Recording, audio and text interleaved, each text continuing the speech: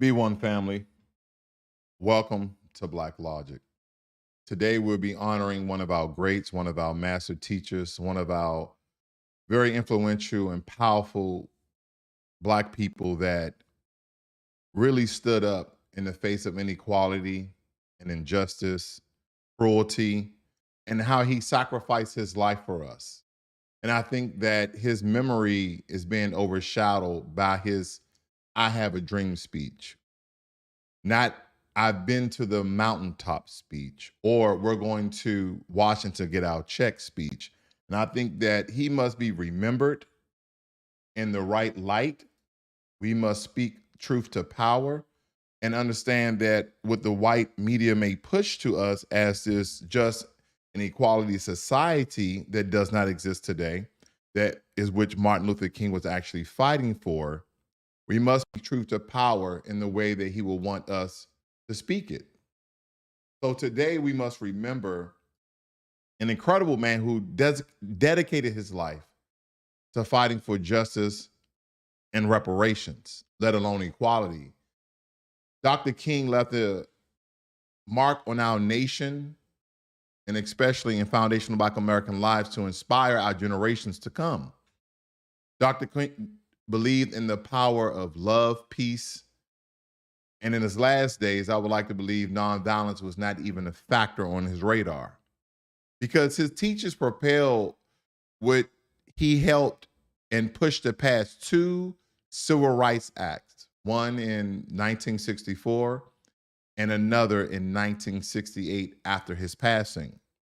And in that, he urged all of us to stand up against discrimination and injustice, regardless of our race, color, and or creed. What the civil rights supposedly enacted and gave protections to anyone, not specifically for Black Americans, but for anyone. And we know that didn't fare well. But this is not to denigrate our great master teacher, but to honor him and his hard work and his bloodshed and tears and what he's done for our people. See, his courage was unwavering and his commitment, his ability to lead with grace and compassion. And he has left an unforgettable legacy. Dr. King's dream of equality and reparations continue to resonate today, urging us to create a better future for ourselves. But it's not enough to simply remember Dr. King. We must honor him by continuing his work. We must stand up against inequality, discrimination, and systematic racism. We must fight for justice, fairness, and reparations for Black Americans. Dr. King's words and actions remind us that change starts with each and every one of us. We must strive to be the change we wish to see in the world, just as he did. Let us be inspired to take actions, to speak out, and to work towards a more just, informative society, to teach our children of our history, of our past, and our present.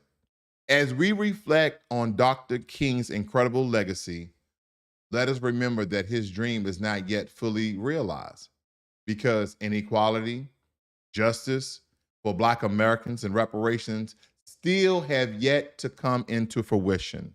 And there is still work to be done. But together, we can continue to build upon the progress he made.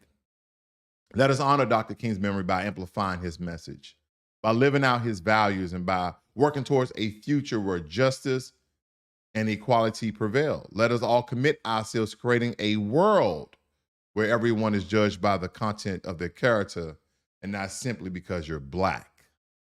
So when I look at the Civil Rights Act of 1964, family, this is the first Civil Rights Act, and believe me, it came with bloodshed. Now, some people believe that John F. Kennedy died for this act to be passed by the way of Dr. Martin Luther King. But there are some other rumbles, there are some other scuttlebutts and rumors that that wasn't to be. Again, this is to keep people in power. But nonetheless, the Civil Rights Act was simply about equality. It was about justice in some sense. But we know that this didn't get signed under JFK, but it got signed under Lyndon B. Johnson. And matter of fact, both Civil Rights Act, not the extenuations or the extended versions of the Civil Rights Act, but the Civil Rights Act of 1964, as well as the Civil Rights Act of 1968 got signed under Lyndon B. Johnson. It states here, addressing a joint session of Congress Just after Kennedy's death, Johnson urged members of Congress to honor Kennedy's memory by passing a civil rights bill to end racial discrimination and segregation in public accommodation, public education, and failure-assisted programs. And we understand that segregation, discrimination still occurs, is still happening in the US today, especially in public education. You have the states of Texas and Florida eradicating anything that's dealing with white guilt, AKA slavery, oppression, Jim Crow, etc., from their textbooks. They're replacing it, or they're simply erasing it. They're deleting history as we know it. It also states here in his address, Johnson declared, "We have talked long enough in this country about equal rights. We have talked for 100 years or more. It's time now to write the next chapter and to write it in the books of the law." Now, we understand that sounds like words from Dr. Martin Luther King. We understand that that doesn't sound like the words of Lyndon B. Johnson at all. And we have to stay on point when it comes to this message of Dr. King, because everybody wants to really pinpoint and concentrate on, I had a dream. That wasn't the last message that Dr. King gave, family. The last message that Dr. King gave was, I've been to the mountaintop, and we're going to Washington to get our check. So when we look at other Black folk who are foundational Black Americans, when we look at other Black folk who are immigrants to this nation, when we look at our coon class, when we look at our Sambo class, and they tell regular hardworking Black folks to pull themselves up by their bootstraps, if you honor, respect, and know Dr. King's heart, then there's a lot of other things that you need to know about Dr. King. And it starts here. What is it about the Negro? I mean, every other group that came as an immigrant somehow, not easily, but somehow got around it. Is it just the fact that Negroes are Black? White America must see that no other ethnic group has been a slave on American soil. That is one thing that other immigrant groups haven't had to face.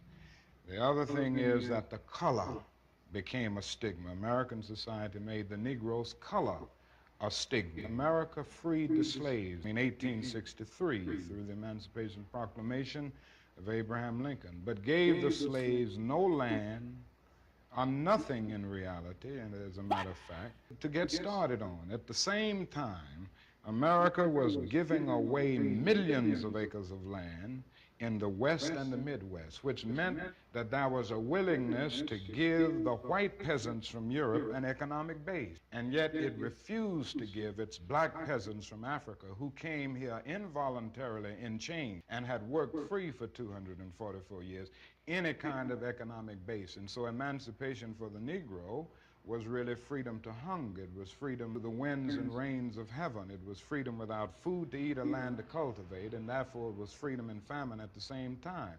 And when white Americans tell the Negro to lift himself by his own bootstraps, they don't look over the legacy of slavery and segregation. I believe we ought to do all we can and seek to lift ourselves by our own bootstraps, but it's a cruel jest to say to a bootless man that he ought to lift himself by his own bootstraps. And many Negroes, by the thousands and millions, have been left bootless as a result of all of these years of oppression and as a result of a society that deliberately made his color a stigma and something worthless and degrading. Now, there's certain messages that the white media, the hands, the power that turns the minds and influence people around the world, do not want Black Americans to know and understand the true mission of Dr. Martin Luther King at his later stages of his life. And believe it or not, family, it was reparations. And as we comb through the two Civil Rights Act that Dr. Martin Luther King pushed to pass, he put pressure on the powers that be to pass. We first must understand these two legislations. The one we already went over with the Civil Rights Act of 1964, and then secondly is the Civil Rights Act of 1968. And this was to expand the same rights of 64, and it states that prohibited discrimination concerning the sale, rental, and financial of housing based on race, religion, national origin, sex, handicap, and family status. Okay. So these are some of the stands that Dr. Martin Luther King helped to push and pass. But we understand that this didn't help us greatly. To get a further look at it, listen to Lyndon B. Johnson. On an April afternoon in the year 1966, I asked a distinguished group of citizens that were interested in human rights to meet me in the cabinet room in the White House. In their presence that afternoon, I signed a message to the Congress. That message called for the enactment, and I quote, of the first effective federal law against discrimination in the sale and the rental of housing in the United States of America. Few in the nation, and the record will show that very few in that room that afternoon, believed that fair housing would in our time become the unchallenged law of this land. And indeed, this bill has had a long and stormy trip. We did not get it in 1966. We pled for it again in 1967, but the Congress took no action that year. We asked for it again this year, and now, at long last, this afternoon, its day has come. I do not exaggerate when I say that the proudest moments of my presidency have been times such as this, when I have signed into law the promises of a century. I shall never forget that it is more than 100 years ago when Abraham Lincoln issued the Emancipation Proclamation. But it was a proclamation. It was not a fact. And in the Civil Rights Act of 1964, I do want to point out something that Lyndon B. Johnson stated. He said that when Abraham Lincoln signed the Emancipation Proclamation, it was not a fact, meaning that Black people in America still wasn't free. There was still segregation. There was still discrimination. We were still being murdered. We were still being hung. We were still coming up missing from our neighborhoods. Who knows the atrocities that occurred to our people during those days before modern technology? So when we look back at the two legislations that Lyndon B. Johnson passed by the pressure of Martin Luther King, and we're referring to things as civil rights. Civil rights was not specifically for Black Americans. It was for everyone. And this is where I believe that Dr. Martin Luther King would have came out and stated that this was a trick bag. He thought that this would greatly assist and support Black Americans to receive some sort of justice and equality. But we understand that that is not the case today. We're still the most oppressed people. We still have the highest rates of anti-Black crime against us. We're still the most incarcerated group.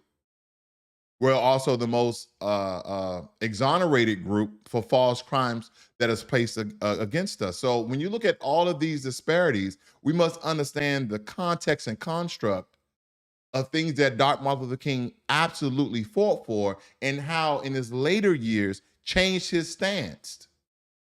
We have to honor Martin Luther King and respect Martin Luther King even in his last days, not just the part that the white media like to push to you guys as, I had a dream. we affirm through law that men equal under God are also equal when they seek a job, when they go to get a meal in a restaurant, or when they seek lodging for the night in any state in the Union.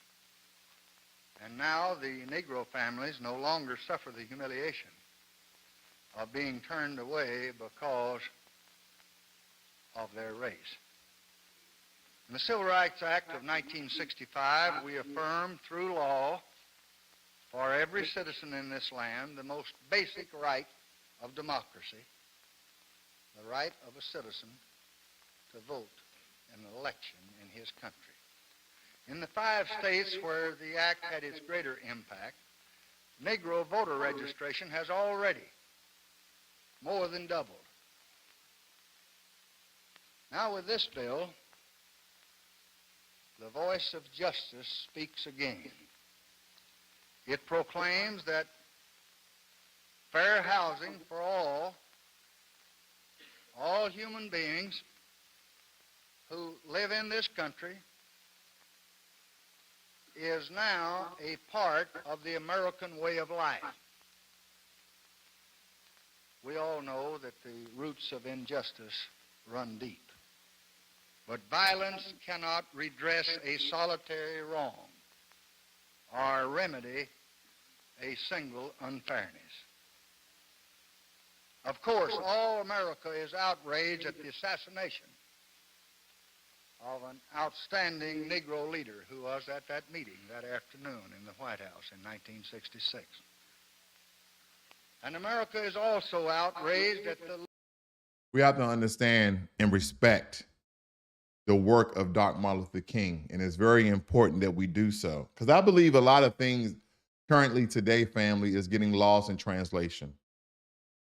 It's getting lost in translation in a time where the fight for reparations is still on, the fight for justice is still on. But do not let bootlick Sambos, suspected white supremacists try to fool you on the stance of voting suppression. That black people are still fighting for voting rights. I've had the right to vote. You have had the right to vote for quite some time now. The rights are given to us by the U.S. Constitution, as well as the 1964 Civil Rights Act. So when you hear certain Democratic shills and pundits and puppets come out and state that we're voting for, we're fighting for voting rights, to me, that puts a very loom effect on the memory and work of Martin Luther King, of Dr. Martin Luther King, one of our master teachers.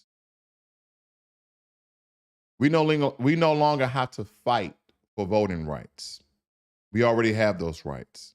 They would like you to believe that because Congress, the political powers that be, wants citizens to provide an ID for voting, that this is voter suppression. No, I believe that you need an ID to vote.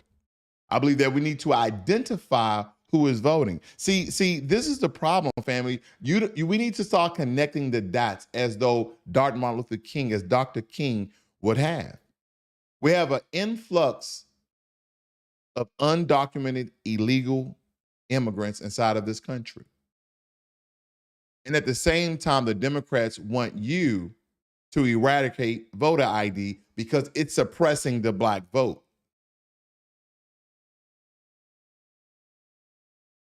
Now, I would like to believe that 99.9% of all foundational black Americans have some sort of identification that will give them, the permission and access to vote as a citizen.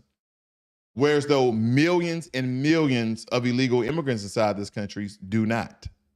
And at this rate, why do you think there is a push for illegal immigrants to get driver's licenses, to become police officers, and how the government support them with resources from the black community and give stipends of cash? Why do you think they're like black bootlicks, Mayor Brandon Johnson and Mayor Adams from New York are really rolling out the red carpet for illegal immigrants? If you don't believe that's voter suppression, then you need to wake up. Because again, we're denigrating the memory of Dr. Martin Luther King. A lot of people like to forget certain things that occurred in history, but not here on Blacklogic.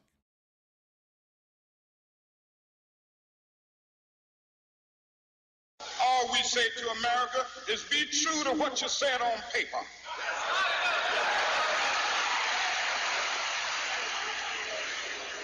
If I lived in China or even Russia or any totalitarian country, maybe I could understand some of these illegal injunctions. Maybe I could understand the denial of certain basic First Amendment privileges because they haven't committed themselves to that over there. But somewhere I read of the freedom of assembly. Somewhere I read of the freedom of speech. Somewhere I read of the freedom of press. Somewhere I read that the greatness of America is the right to protest far right.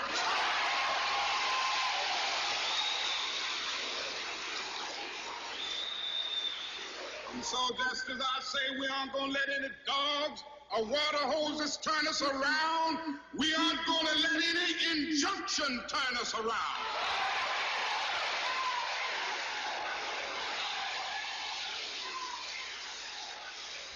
Well, I don't know what will happen now. We've got some difficult days ahead. But it really doesn't matter with me now because I've been to the mountaintop. I don't mind. Like anybody, I would like to live a long life. Longevity has its place. But I'm not concerned about that now. I just want to do God's will. And He's allowed me to go up to the mountain. And I've looked over and I've seen the promised land. I may not get there with you, but I want you to know tonight that we as a people will get to the promised land.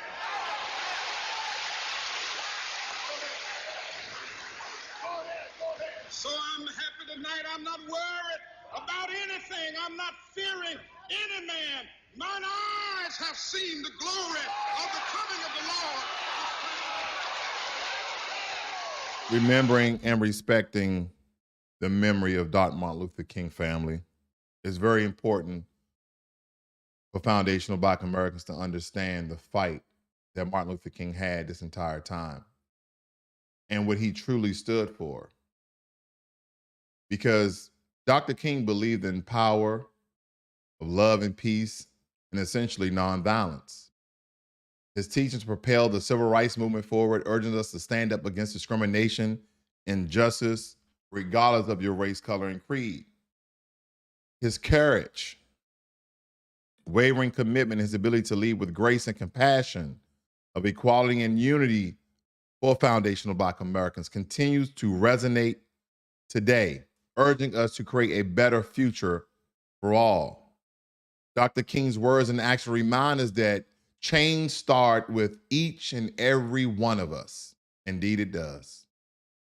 Let's just dive a little bit deeper in this because I think it's very, very important to honor our great master teacher, Dr. Martin Luther King, because in his iconic speech, I Have a Dream, Dr. King envisioned equality and justice, yet the dream encountered setbacks. Because I told you that Dr. King, he changed his stance. I've been to the mountaintop. I'm not fearing any man.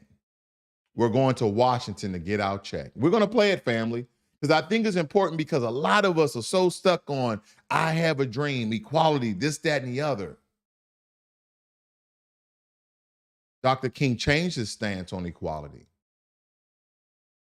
Dr. King changed his stance on unity. And he concentrated on Black Americans receiving what they are owed. We still have economic disparities that persist, leading to the remarks about whites receiving land while Black individuals were told to pull themselves up without even having boots on. And as we fast forward to Dr. King's final speech, I've been to the mountaintop, which you guys just heard a very passionate point of it. He highlighted economic injustice, urging Black empowerment. The call for reparations echoed as he mentioned coming to Washington to get the check that are owed to Black Americans, addressing the historical debt of systematic oppression. Dr. King's own voting stemmed from the realization that participated wasn't enough. It was about voting strategically for tangible change.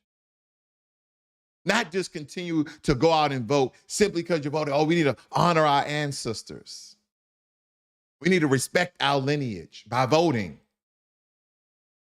Am I calling for us to not vote, or am I calling for us to vote for tangibles, as Dr. King would have want us to do? I truly believe not knowing the man himself, but knowing the man by the work he has done, by the words he has spoken, by the actions he executed on, Dr. King. The evolution in his stance reflects a profound understanding of the complexity surrounding racial equality and the necessity for systematic reform. So as we reflect on Dr. King and the two legislations that he helped to pass, the Civil Rights Act of 1964, the Civil Rights Act of 1968, and to reflect on where are we now regarding these legislations. To kind of give you the current status of how the Civil Rights Act did not pan out for Black Americans, and how simply this is a smack in the face to Black Americans for the hard work and the sacrifice of one of our great master teachers, Dr. King, sacrificed his life for.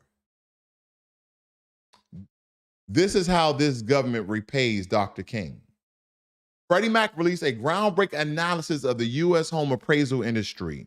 They found that homes in Black neighborhoods are much more likely than homes in white neighborhoods to be valued below a buyer has offered to pay. So basically, the homes of Black Americans have been devalued simply based on the color of their skin. That violates the 1964 and the 1968 Civil Rights Act, let alone the Constitution. On average, 14.4% of Black home buyers are denied a mortgage. 5.30% points higher than average denial rate of 9.14% across the overall population. We're talking about certain states. We're talking about the United States and how disparities and discrimination still occur regardless of the Civil Rights Act that Dr. King was assassinated for. And some would like to believe that John F. Kennedy was assassinated for in 1964. It's about speaking truth to power. It's about putting pressure on the powers that be to do the right thing. And that is why foundational Black Americans are a very unique people than any other Black ethnic group across the diaspora.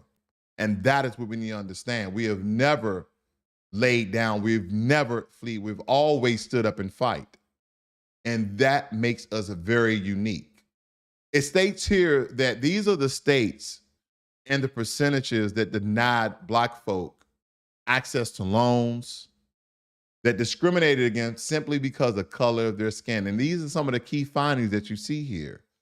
And as some of you can attest to this, they're talking about Buffalo, New York, Raleigh, North Carolina, Boston, Salt Lake City, San Antonio, and they're giving you the actual percentage rates. Metros with the largest spread between mortgage denial rates for Black borrowers and the overall borrower population. Top of the charts, Buffalo, New York. Raleigh, North Carolina, number 3, Boston. And they pointed out all the states that have the cities with the high disparities when it comes to home ownership amongst Black people. Not simply based upon their income, not simply based upon their credit score, but equal across the board. And that is where this country falls short. So in remembering Dr. King and the sacrifices that he's made, understand that this country has not honored Dr. King, because who really cares about a federal holiday when anything that this icon of ours sacrificed his life for hasn't come into fruition? You can sign pieces of paper all you want, but if you do not enforce these acts of legislations, these bills, these laws, the Constitution, then what is this country still standing on? Well, let me tell you, this country is still standing on the system of white supremacy, the system of white privilege. That is what this country is standing on. So they will have you to be kumbaya, joining hands, equality, and unity for all. But Dr. King changed his stance. And I believe that we should start changing our stance if you haven't already.